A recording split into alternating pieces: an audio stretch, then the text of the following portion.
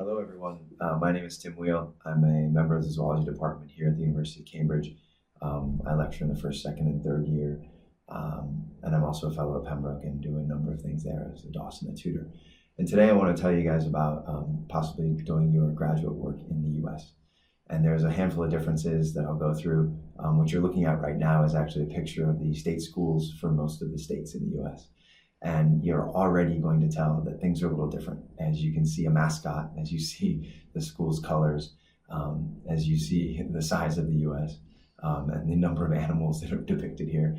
And I'm just going to take you through in the first couple slides about what's different about the states, and then I'll get specific about applications and sort of what we're looking for from a U.S. perspective. Just as a point, I did my PhD in Princeton, in New Jersey. I did my undergraduate in St. Louis at the university, at Washington University in St. Louis, before coming over to the UK for postdoc. So the other thing I'll say is I'm always available to talk. I'm happy to explain some of it. It is going to be a bit different, and some of what I'm going to say might be a little surprising. So first and foremost, when looking for a PhD, it really is about finding the right fit. And the right fit is going to be unique to you. So it's going to genuinely be about you finding the right place, the right person, the right topic to work on. So don't try to be what your friends are. You are different. So do your due diligence, do your homework, and find the right place for you. And that really is going to be unique. So first thing I need to tell you is that the US is big.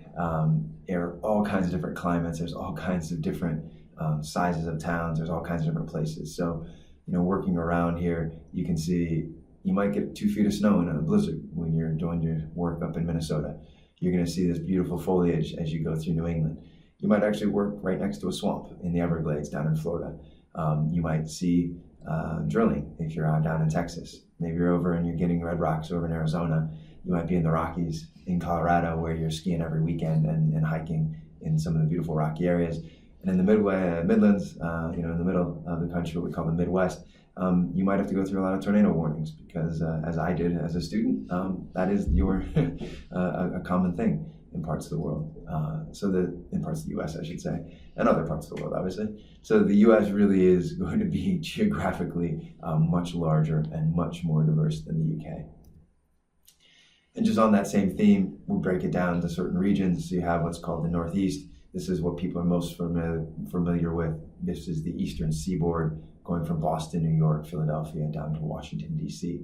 You have what's classically known as the South, and that's going to be places like Georgia and Atlanta, Alabama, Tennessee, and Florida, where a lot of Brits might be familiar with. You have the Southwest, that's going to be Texas, Arizona, New Mexico. A lot of really wonderful schools that maybe are off your radar a bit. A lot of money is being put into universities in Texas, for example, and there, in many ways, Texas is almost like its own country. You have the Midwest, which is often considered a flyover area when you're flying from New York to California, but you've got really great sort of down-home institutions and some of the world-leading institutions in places like Chicago and Wisconsin and in St. Louis. You've got the West, which is known for the mountains that are out there, and if you're interested in certain topics, it really might be a great fit to go to Salt Lake City or to go to Bozeman in Montana if you're interested in sort of, more environmental things, for example, or into Colorado. And then you've got California, Oregon, and Washington, known as the Pacific, in the Northwest, and that's where you're going to see the Bay Area, things like the UC schools in California. So you've got San Francisco, you've got Stanford, and then down towards LA. Really the best state schools in the country are going to be in the California system. So a lot of you will have that in mind. Just as some stats, as you can see at the top, the U.S. is a lot larger and has about 5 times as many people. You will see as well that we've got a lot more universities in the U.S. So you've almost got somewhere between 11 and 18 million students versus 2 million in the U.K. And you'll see an order of magnitude more universities. You'll also see in the U.S. that universities are also known as colleges. So many times Brits will say, I don't want to apply to Harvard College, but it actually is the right place for you. So we use the term college and university pretty interchangeably. And you'll see also just from this diagram there's going to be sort of hotbeds of areas where the universities are. You see over in California, real clusters down by LA and by the Bay and San Francisco. And you'll see a lot sort of on the eastern side, around Delaware, Maryland, New Jersey, Philadelphia, up towards Providence and Rhode Island, up to Boston area. But there are also, obviously, you see a spot there in Tennessee and North Carolina. You've got things like the Research Triangle in North Carolina, like Duke and North Carolina and North Carolina State, and it's pretty cool, as well as in Texas. And this is, again, going back to finding the fit. So the geography, the institution, the size, all of that, you've really got a ton of choice. And the U.S. is diverse in a way that is slightly different than parts of Europe. So just looking at some of the statistics on types of students, you can see there's a real variety. There's going to be more sort of Hispanic and African American and Asian students there. And it is something that can be really appealing. There's a real push for diversity in the U.S., despite what you might think from the political side that you hear about in the news. But there really is, depending on the university, you can look at the left there, just a lot of variety. And again, this might be something that's appealing, so it's worth taking a look at that. And the U.S. is different. These are three examples that I can throw up. On one picture here, you see the big house in Michigan, and this is a college football game. So it's American football being played in front of over 110,000 people. So this is the largest stadiums in the country are for university sports. And this is something that will shut down a town for days. People will follow their football team around every week for 16 weeks or 11 weeks in college. And it's really remarkable, and it is strange. And it is something that brings the community together, but this is a big business. Billions of dollars are spent on the TV rights for college football, just football. And these people who are involved in it, it's a very strange business. The highest paid state employee in most states is the head football coach of the university. And they're making probably 10 times what the college presidents are making, for example. And we're talking, at Clemson or in Alabama, $10 to $11 million a year paid to the football coach. So these people have an enormous amount of power. Something else you might hear oftentimes is Greek, and that's fraternity and sorority life. Many universities will have a Greek scene or a Greek life, and it is a major part of the undergraduate experience. There are some graduate type activities like this, but the Greek life and how it's run at many of these large universities is going to be something very strange and very confusing to many Brits. I will say, as someone who was in a fraternity house, it has moments where it's like the movies and other times where obviously the movies have taken it a bit far. But it is something you'll come across. And then the other is we have what are called campuses. So oftentimes people come to Cambridge and ask, where's the campus? Or where's the university? And I'll often see them on the street and say, well, you're in it. It's part of the town. But what you see here is a picture of what would be classically considered a campus. And some of you from certain colleges might recognize the architecture of that building. So this is Washington University in St. Louis, and this is the front building, the front quad. And then it will be a sort of enclosed campus where that is where you are and where your education will be given. You'll live on another area where all of the housing is. So it's not integrated into a town. It really is a standalone area, which some people really like, but is really different. So as an introduction for graduate school, you're asking for about $250,000, roughly speaking, for your time. So be conscious that you want to really push yourself and show yourself as a strong candidate. As I've said oftentimes to students, graduate admissions or postgraduate admissions is all about mitigating risk. So we want to see that you're a good researcher, that you're interested in research, that you're committed to it. So any way you can show us that, it's really going to be important. And that's really what we're talking about in terms of show us, give us examples, give us evidence. We're scientists. We want to see the evidence. We want to see the data for why you are into research, why you're going to be fully committed. Show us the examples of when you were able to work through a project and when you were able to troubleshoot and when you were able to really excel over the course of a period of time. And the last thing I'll say on this is, as Cambridge students, you're great applicants. And you may not think it at times, but you genuinely are unique in the education that you've received here. And it's something I would always recommend promoting. So you've specialized. So you're way further than your American counterparts. You've already got a pretty, really good understanding of genetics or biochemistry or pharmacology. So that's something you want to highlight, the depth of knowledge that you have. The second thing is, you've worked in small group teaching. You've been in supervisions with experts. You've talked one-on-one or one-on-two with someone about a topic for an hour. And that's a really unique skill that you have that other people applying from around the world will not. You're also excellent writers. So you've been assessed on your writing over and over and over. And again, that is something that is unique. You can compose an essay, and that's something you really want to highlight as part of your education. You've also had research experience as a Part 2 students, oftentimes your practical experience as well. Then you've written a dissertation or you've put together a project write-up and you've given a presentation perhaps on this.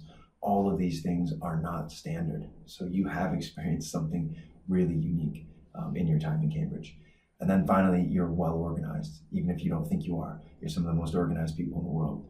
You're used to working under intense conditions. You're working on an 8-week term that is a real grind. And by week 5, week 6, you're really having to push and pull through. So that's something you want to highlight. You're also self-motivated. You're doing a lot of independent work. You're not assessed till the end of the year. That makes you different than someone who's being assessed constantly or someone who has a 16-week semester. So try to get that across. Have your director of studies, if they are writing a letter, highlight some of these things, because many universities in the US won't necessarily be aware of that. And they really do make you unique and strong candidates. Now, just to clarify a few things, I would often recommend students not doing a master's degree in the US. They're looked at very differently, and they're really for a very different purpose. If you're going to do a degree, a postgraduate, or what Americans would call a grad degree or graduate school, really go into the PhD. Second difference is you're going to have to do coursework. So usually about a year and a half worth of courses. You'll do great at that, but those courses are going to take you even a step deeper into the topic where you're going to just be reading papers. So you had some exposure to that as an undergrad in the NST. That's great. Mention that you've read some papers, but we're talking reading 2 papers per lecture, so 10 papers a week, and being asked questions in lecture about those papers and being assessed sometimes on the quality of your response. So you might think, I don't need the coursework, but actually it's a great opportunity to figure out different types and to really enhance your education in that way. The core of a class size, you will have larger classes. And so you'll have a cohort of people joining. And so you really have a group, which is really quite nice. When I went to grad school, we had about 25 of us each year, and we had 5 to 6 years worth of people. So we had a really strong cohort that was really valued. And as I just mentioned, the length of time is going to be more. So you're going to have a longer period of time because of the class, because of the coursework that you're doing, and also because of some of the teaching as the next point that you'll be doing. So being paid to go to graduate school, which you are, they will cover the cost of your tuition. And what they're asking in return is usually to teach as a teaching assistant for 2 terms. So you might have to teach a practical class, for example, where you're just having a group, or you might do a lecture course where you meet with 20 students and you go through the problem set. Most people enjoy it, and it's actually quite nice. Most of the programs, if not all of them that you'd apply to, will have rotations. So you'll rotate into 3 to 4 different labs in your first year. This is a wonderful opportunity to see if you can work with that person and with that supervisor, what the atmosphere in the lab is, what the topic is. I was very fortunate that the first rotation I did, wonderful PI, thought she was just amazing. I just wanted to work with her. My rotation went terribly, and I tried to clone a gene and it didn't work. So for 3 months, I had no data. But yet, the experience I'd had told me, I don't want to do that project, but I really want to work with this person. And that then is how you're able to then pick a lab. Having those experiences, being on the ground, talking to people, all of this is critical to making a choice that will have a pretty major impact on your short term, working with this individual, and then also your long term, because I'm still in contact with my PI. I'm still in contact with someone I worked with in grad school my first year. And those are relationships that really are sort of career long and lifelong. And then the other part is the application process. In the UK, you're going to have to apply to the department, and as well as going and applying for funding oftentimes. So you need to show that funding. In the US, once you've put your application in and you go to interview and you're accepted, you have the funding, and it's over. So getting into the university or to the program that's it. And the part with the applications as well is, and I'll highlight this a bit, you need to be very, I don't say boastful, but you need to be a bit cocky, a bit arrogant. You are the greatest applicant that they've ever seen. You cannot be more stereotypically British and holding back. You really need to be self-promoting. So it'll be uncomfortable for you, but it could be uncomfortable. but really do promote yourself. So then why the US? From a scientific perspective, you have time. And while you might think 5 to 6 years is an eternity, it's genuinely not. And what it means is you're able to take more risks. So you can have a more ambitious project. You can say, I'm going to CRISPR 5 things, and then try to do it. And if it doesn't work in the first 2 years, that's okay, because you still have time to carry on. Whereas in the UK, oftentimes you might find yourself being a little more, a little less ambitious potentially, a little more reserved, because you know only having 3 years means you can't afford to, quote, lose a year. And in the same way, you can make mistakes. You can go down a rabbit hole and it turn out to be nothing. And that's okay, because you do have just more time to get through it. Another positive can often be you'll publish a paper or more than one paper during your PhD. So because it's longer, you'll actually have the chance to typically write something up and to get a publication. That can be extremely powerful then as you apply for postdocs or for your own fellowships. And in addition, the time means you could attend a conference, or you might actually be able to set up your postdoc before you even graduate. Just from personal experience, we were able to get something published in my 4th year. I went and presented at the Drosophila conference in the States. I met a number of people. That meant I went to smaller conferences. I got to know some of the PIs. I started a collaboration. I pretty much walked into my PhD. And I was able to be applying for funding because I had a first author paper before I graduated. And that can be the case in the UK, and you can be successful in getting a publication during your PhD, but oftentimes students will find themselves writing up their PhD kind of at the same time as writing their paper, and then they're usually on a deadline to get the PhD submitted, and then the paper follows on. And so it does put you in a slightly more challenging position. Now, you are younger and you've saved years, but in a lot of ways, it really just depends on you, I suppose. You're also going to remain eligible for career development grants. So often these grants for career development, if you do go on to want to be an academic, it's going to say 7 years since your PhD was granted. So from my perspective, I had multiple papers on my postdoc, my PhD, and I could kind of walk into the postdoc, and I was able to then be on a slightly different timeline than people in the UK. It is a different academic experience. You're going to be, the academics are going to be a little different. There can be a little higher stress or lower stress depending on the seniority of the person. And it is, the undergraduate universities can be 40,000 students. It's crazy sometimes. So in the campus, as I mentioned, it's going to be a very different dynamic oftentimes than you'd find maybe in your departments here in Cambridge. The rotations, which I've already said, they're great. Having a grad class, so a group of cohort, is really wonderful. I had 4 people I worked with, and we studied together all of my first year. And some of these people, were in my wedding and, great friends now. So having that connection is really kind of a special thing to be able to have. You will gain some teaching experience, so if you're interested in it, it's quite nice. And you will be paid for longer and typically more. So the salaries aren't bad, and you get some subsidized housing. And as advice I received as a kid, graduate school is one of the best times of your life because you don't have the responsibility yet. You don't have all these other aspects of getting the money or of chasing the papers and of dealing with reviewers or the pressures of life. You got a little change in your pocket and you're having a pretty good time. So to me, why would you want to rush something like that?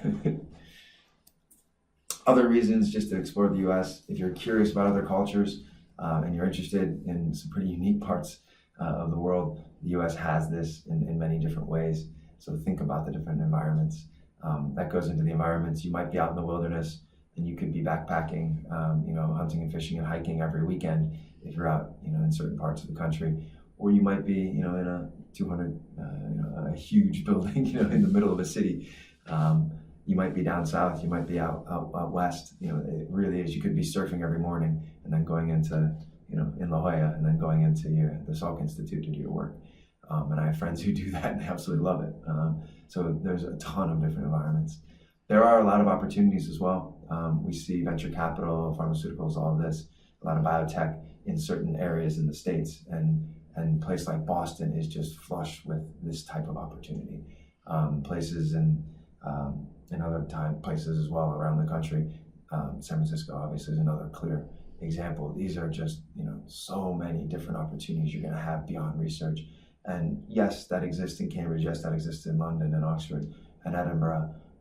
But just the volume, the size, it's a different animal out there. in the States. So that is something that you're interested in and that you're keen on. This might be a great opportunity. And then traveling. If you do love traveling, you can fly all over the U.S. You can fly through Central America, South America. You can be up in Alaska. You can be through Canada. It's really quite cool in that way.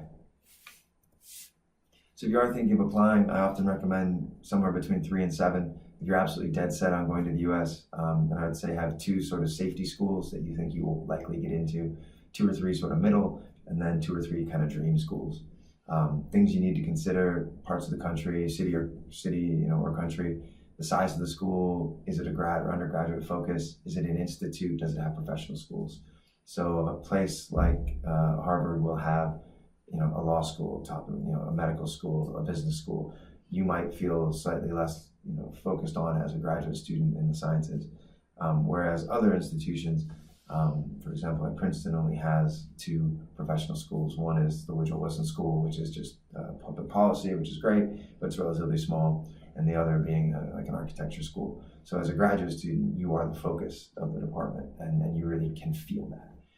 Also institutes, so institutes will have a lot of funding opportunities, but they are very different animals because you're not having the teaching component, you're not having sort of students around. So if you're applying to, to the in Bethesda, to the NIH, it's going to have a different feel, or to Cold Spring Harbor. It'll have a very different feel than if you were going to be, down the road at Johns Hopkins, for example, or if you were in Georgetown. Lots of rankings in the U.S. You can quickly see sort of the different qualities of schools. A lot of these will be on a national level. You have national universities. Most of these will be for undergraduates. You also have liberal arts colleges. So these are going to be unique teaching with a little less focus on research. You're also going to have public schools, what we call public, what you might call state schools. And these are going to be, as you can see there, the California schools really being high on that. I'd love to tell you that the name of your school doesn't matter, but the reality is, as you probably already experienced being at Cambridge, it can make a real difference. You can do great research at any institution and any place in the country, but oftentimes Americans are potentially maybe more fickle about things like this. So you might want to think about the type of institution, but also sort of what opportunities might come based on that institution's history. So if you are thinking about applying, there's been a shift in how the graduate record examination, or GRE, is being looked at, especially in the sciences. This is a standardized test, I should say, where it's done on computers. It takes about 2 hours, where you have a writing section, a mathematics section, and a verbal section. But more and more graduate schools are actually not requiring this, so they're recommending it. So you don't necessarily need to take it. It's just another exam. In many ways, it's sort of another English language exam, to be totally honest, because they're looking at how you write, and they're looking at these verbal skills that for you'll do wonderfully as Cambridge students, but isn't really relevant if you're going on to do a research in science. The same thing with the analytical, this mathematical component. You'll get almost a perfect score because it's pretty straightforward, and you've got students from all different types of backgrounds and all different types of future applications taking this, so it's not specific to the sciences. You will sometimes see subject tests, but to be honest, you don't need to take those either. Even if they say they're required, a little secret, they don't always require it. And being an international student, if anyone gives you slack, just tell them, I couldn't get in to take it in London because it wasn't being offered. You need to get your reference letters organized. There are more references required. They often want a little more detail, and you need to tell the person writing them to really be over the top. Superlatives, you're the top 1% of the top 1%. You're the greatest applicant they've seen in 40 years.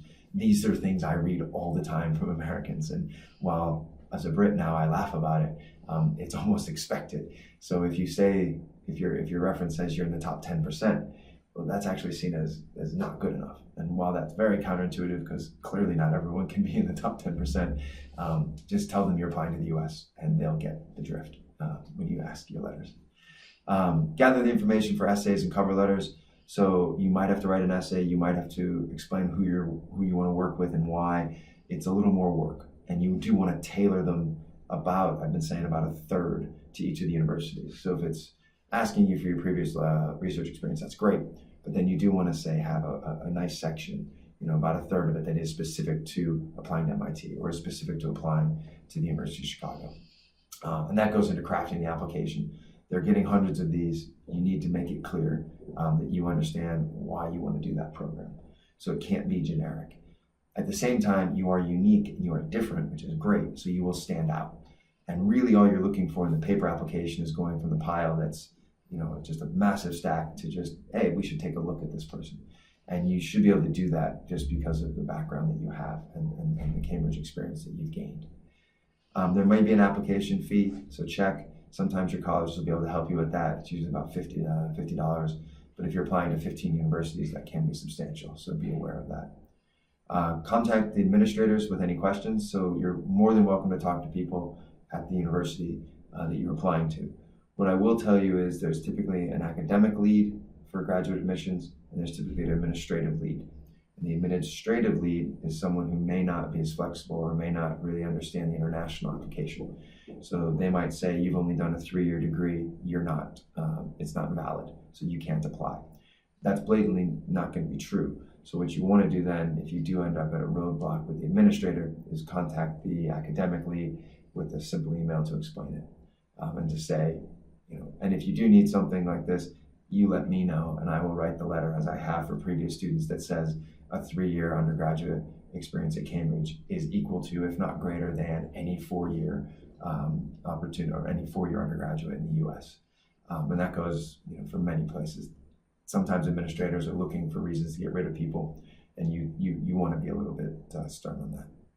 And then talk to the academic lead, like I said, for future assistance. That person will be much more aware of the international component. They'll have been to the UK. They'll know people here. They'll have experienced, the Oxbridge education. So they're really where you want to go. And then after the application, like I said, the whole point of the paper application is to get to the interview process. And the interviews can be really nice, and it's a great opportunity to see the place, to experience it, to talk to people, not only the professors and the research assistants that are there, but also to the students and also to the staff. And just like at your college, the porters and the friendliness of the porters will tell you a lot about the college, how happy, the people at reception are, and talking to the cleaners and hanging out at the cafeteria. All of that will give you the sense, is this a place I really want to be? And is there a positive energy about it? And then the interview process itself, they're going to want to hear you talk about science. They're usually kind of wining and dining you for a couple of days. They will fly you over typically, which is a great opportunity. Some universities might give you an ultimatum telling you that we've Skyped you, for example, and we've now accepted you. You have 1 week to decide. I'm always a bit nervous about that because they're trying to get you to commit before you see your other options. And if that does happen, again, contact me. I'm happy to walk you through it. But typically, if you've been accepted to a place like that and they haven't met you or you haven't been there, they're really seeing you as a great candidate they want to grab. So you may want to think about holding off a little bit and getting slightly more. You can also push back on things like that. So that's why going physically to the place and visiting is going to be really important, especially if you've never been to that part of the States or if you've never been to that university. So that goes to the next one, visit. It's critical to see it and imagine yourself being there for 5 or 6 years. Use your summers, so if you are interested and you can get over to a place like Woods Hole or to a research institute for a summer project, that's great. As part of that, try to weave in, they'll usually pay for your flight, try to weave in a bit of travel potentially so you can get a sense. And then if nothing else, talk to people. So talk to people like myself who've gone to school in the States. A lot of people in Cambridge would have had either a postdoc or research experience there. Just gather as much information as you can. And then typically I do that through verbal communication. So with that, it is a different animal. So with that, it really is a unique opportunity. You are extremely strong candidates. So have a think about it, consider it. If it is something that gets you excited, then start doing a little bit of work on narrowing it down. As I've said, if you do want to talk to me, feel free to contact me. I had a wonderful time in graduate school. It's not for everybody, but it really is definitely worth a look and worth a bit of a think about how it may impact your career. And thank you for listening.